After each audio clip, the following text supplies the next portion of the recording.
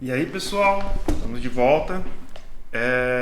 Vamos dar continuidade aqui.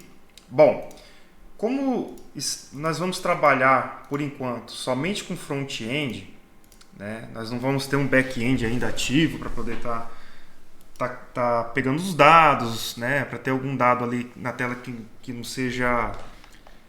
que eu não precise ficar repetindo, copiando e colando componentes, sabe? Eu ter os dados ali como se fosse um retorno do back-end. A gente vai criar os dados mocado. O que é isso? Nós vamos criar arquivos aqui como se fosse o back-end nos fornecendo esses dados. Tá? Então eu já vou logo criar aqui uma pasta chamada data.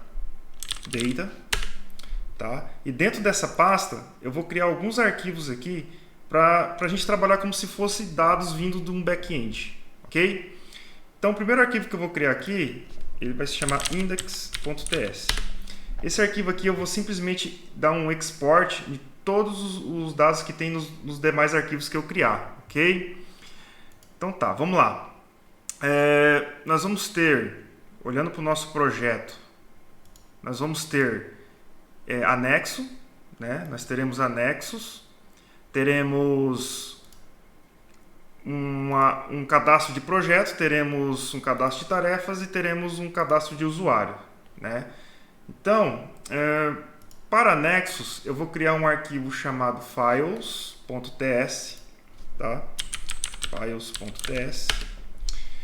Dentro desse arquivo, o que seria um arquivo de file? Ele vai ter um ID dele, então a gente vai criar aqui uma interface, tá? Eu já mando exportar ela logo aqui e eu chamo files props. Tá? Ela é um objeto. Eu uso esse tipo de nomenclatura. Files, eu sempre coloco o nome a quem eu estou me referenciando e na frente eu coloco props, porque é de propriedade, ok? Então, a minha tabela, né, vamos simular como se fosse uma tabela no banco de dados. Ela vai ter uma chave primária que vai se chamar ID, tá? Ela é um número. O que significa essa interrogação? Significa que não é um campo obrigatório. Ah, mas, cara, não tinha que ser um campo obrigatório, já que é uma chave primária, um ID? Sim, mas quem vai gerar essa numeração para mim é o banco de dados. Eu não tenho que me preocupar com isso. Tá? Ela vai ter aqui um file name, que é um string. Eu vou colocar aqui um nome de upload name, que é um string. E vou chamar aqui um owner ID, que é um number.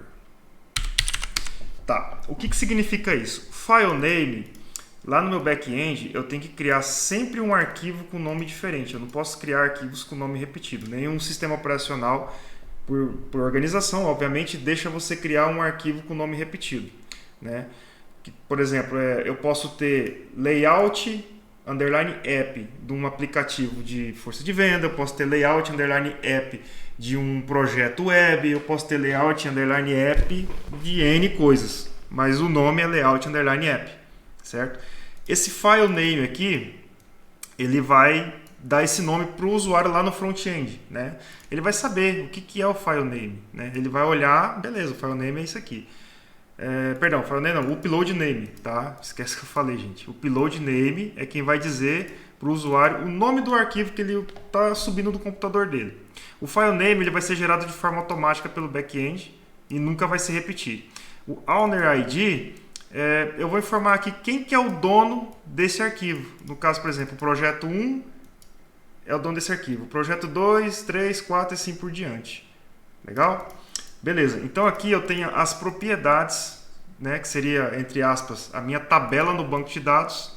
E agora eu vou criar aqui alguns registros para dizer que são arquivos cadastrados. Tá? Vou copiar aqui que eu já tenho uma cola pronta e vocês depois só utilizam ou criam vários ou criam mais, aí fica ao critério de vocês. Tá? Vou copiar aqui, só um segundo.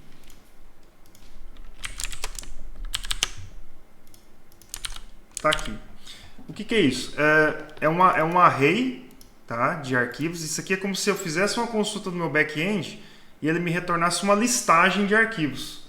Né? Aí o ID 1, o projeto 1, o nome do arquivo é layout.png e o nome dele lá no banco de... lá no no back-end é attachment, esse nome louco que ele gera, tá? Ele vai gerar aleatoriamente, tá? Eu coloquei aqui só um exemplo, tá todo mundo igual, mas ele nunca vai se repetir. E eu coloquei um nome errado aqui sem querer, tá? É attachment name. Attachment. Aqui é attachment name e aqui é file name. Ok. O attachment name não se repete, é um nome que o back-end vai gerar pra gente. E o file name é o nome que está no meu computador, na hora que eu vou fazer o upload, tá? Esse aqui é a chave primária também, o back-end que vai gerar pra gente, certo?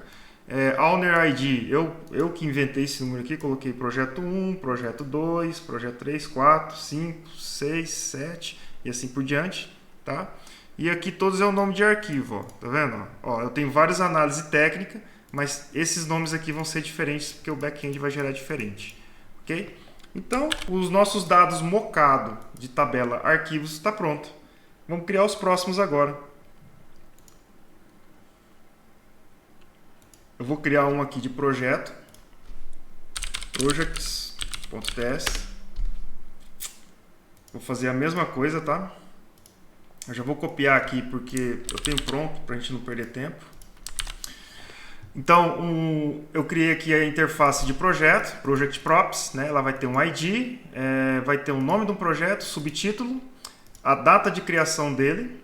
Dentro de um projeto, eu vou ter uma tarefa, tá? Ou N tarefas, e vou ter aqui os meus attachments, que é os meus anexos, né? Que no caso são os meus files lá, tá? É onde eu vou referenciar os meus projetos aqui. Agora eu vou copiar aqui uma lista de projetos que eu criei também.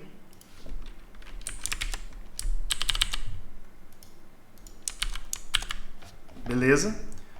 Então aqui, eu criei uma lista de projetos, né? Então, projeto com ID 1, força de venda, aplicativo para venda externa com sincronização online, ok? Aqui a data de criação, aqui ele retorna esse objeto, igualzinho está aqui, ó. Eu tenho 10 tarefas, 7 concluídas, é isso que significa esse objeto aqui, e tenho 3 anexos, tá? Aí vem o projeto 2, o 3, o 4, o 5 e assim por diante, pode criar quantos você quiser aqui, eu criei esses como exemplo, tá? Agora eu vou criar um arquivo de tasks, que é onde tem as tarefas. Também já tem ele pronto, a interface aqui. Aqui, ó, né? Tasks Props. A tarefa ela vai ter o identificador dela único, ela vai pertencer a um projeto, vai ser um usuário que vai criar ela vai ter um título, um conteúdo, se ela está concluída ou não, tá? A data e hora de criação dessa tarefa. E aqui é para me trazer, por exemplo, eu vou gravar na tarefa uma chave estrangeira, né, que é uma ligação entre banco de dados relacional, né? Eu ligo uma tabela tarefa a uma tabela usuários, né? Então, na tabela tarefa eu só vou ter o ID usuário, mas eu quero mostrar o nome do usuário que está naquela tarefa.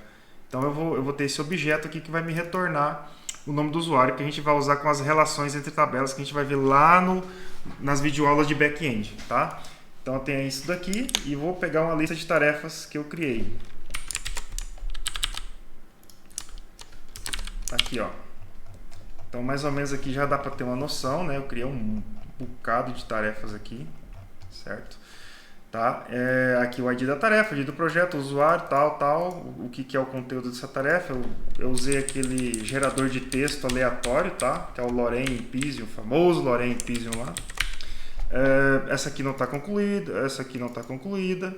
E aqui ele me traz, do usuário 1 é o John Doe aqui, né? Ele traz o nome do usuário aqui, tá? O que mais que a gente precisa?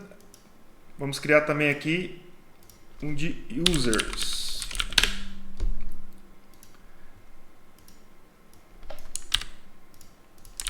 Eu tenho aqui as propriedades de um usuário, que ele vai ter o ID, o nome e o e-mail e uma senha, password, string, tá?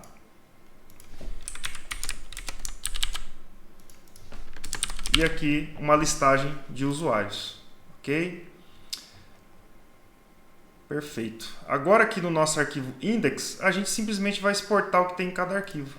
Então, export asterisco from ponto barra files, copiar aqui para não perder tempo, ponto barra projects, ponto barra tasks, ponto barra users. Pronto.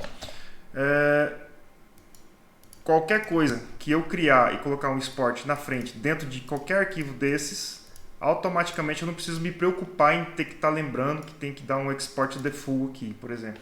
Né? Simplesmente eu digito a palavra export e crio uma interface, crio uma constante, crio uma função. O que eu quiser criar aqui dentro, esse carinha aqui vai se encarregar de exportar para mim. Ok? Bom, para essa aula é isso aí. Pela atenção de vocês, muito obrigado.